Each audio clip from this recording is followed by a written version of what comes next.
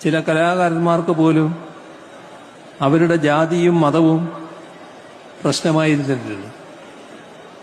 തൃശ്ശൂർ ജില്ലക്കാരനായ വലിയൊരു ഗായകനായിരുന്നല്ലോ കലാമണ്ഡലം ഹൈദരാലി. കലാമണ്ഡലത്തിൽ ചേർന്ന് അദ്ദേഹം കഥകളി സംഗീതം പഠിച്ചു. കഥകളി ഹിന്ദുക്കളുടെ, പ്രത്യേകിച്ച് സവർണ ഹിന്ദുക്കളുടെ കലയാണെന്ന് കരുതിയ ചില യാഥാസ്ഥികർ അദ്ദേഹത്തെ വിലക്കാൻ നോക്കി. കഥകളി ക്ഷേത്രങ്ങളിലാണല്ലോ പ്രധാനമായും അവതരിപ്പിച്ചിരുന്നത്. ചില ക്ഷേത്ര കമ്മിറ്റിക്കാർ അന്യമതസ്ഥൻ എന്നാരോപിച്ച് അദ്ദേഹത്തെ അകത്ത് കയറ്റിയില്ല. ഒരിടത്ത്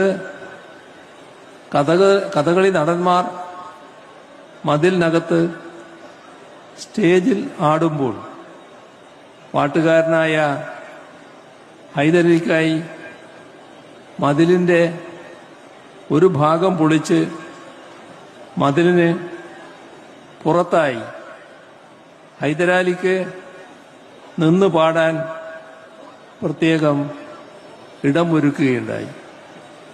തന്റെ ആത്മകഥയിൽ ഇത്തരം ദുരനുഭവങ്ങൾ അദ്ദേഹം സങ്കടത്തോടെ വിവരിച്ചിട്ടുണ്ട്. ദൈവത്തിന്റെ പാട്ടുകളാണ് കഥകളി പദങ്ങളായി അദ്ദേഹം പാടിയിരുന്നത്. അദ്ദേഹം നല്ല ഭക്തനുമായിരുന്നു. തന്റേതല്ലാത്ത കാരണത്താൽ മറ്റൊരു മതത്തിൽ പിറന്നുപോയതിന്റെ പേരിൽ അപമാനിതനാകുന്നത് ഒരു ജനാധിപത്യ സമൂഹത്തിൽ അംഗീകരിക്കാൻ കഴിയില്ല.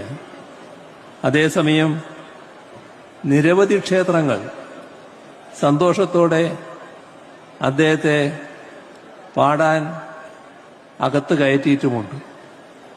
കാശി വിശ്വനാഥ ക്ഷേത്രത്തിന്റെ അകത്തിരുന്ന് ഉസ്താദ് ബിസ്മില്ലാ ഖാൻ ഷഹനായി വായിച്ചിരുന്ന കാര്യം ഹൈദരാലി എടുത്തു പറഞ്ഞിരുന്നു. കലാകാരന്മാരെ മതത്തിന്റെ കണ്ണിലൂടെ കാണരുത്, കലാകാരന്മാരായി കാണുക, അതാണ് വേണ്ടത്. കലയാണ് അവരുടെ മതം എന്ന് കണക്കാക്കുക.